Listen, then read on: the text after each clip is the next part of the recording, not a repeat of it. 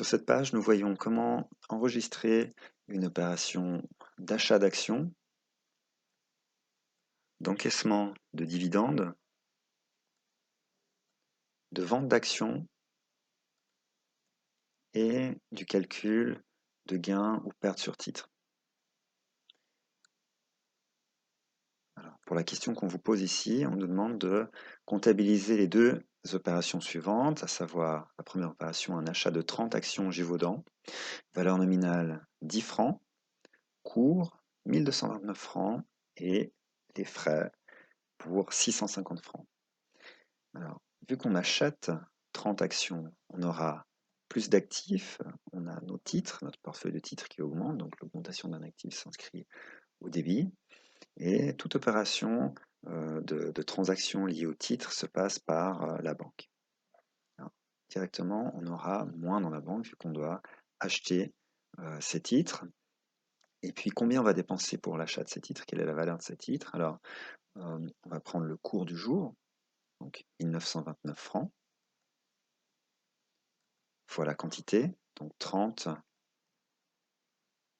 fois 1929, et il faut qu'on ajoute encore les frais de transaction pour 650 francs ici. Donc c'est tout ce qu'on va devoir débourser pour acquérir ces 30 actions Givaudan.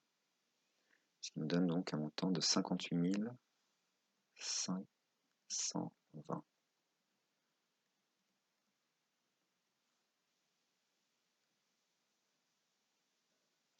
Ensuite, pour l'opération 2, on encaisse des coupons de dividendes sur ces actions Givaudan.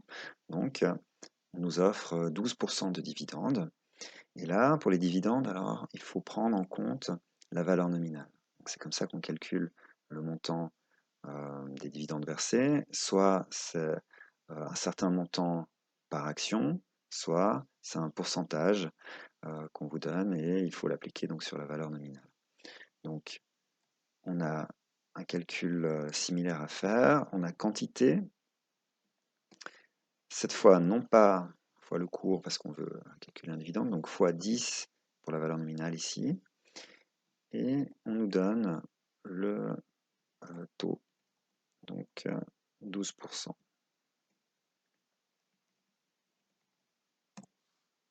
Donc, on va gagner 36 francs de dividendes pour ces 30 actions Givaudan.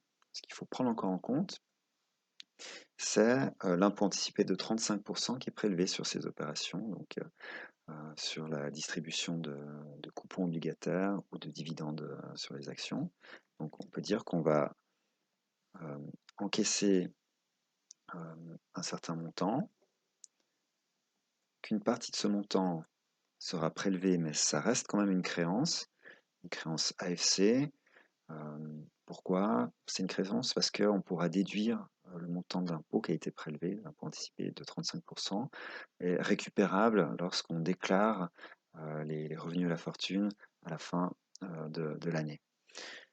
Donc, les 36 francs correspondent à un produit des titres, ou quelque chose qui ressemble en tout cas au produit des titres. Alors, produit financier sur titre, c'est la terminologie qu'on a utilisée pour notre plan comptable sur Better Study.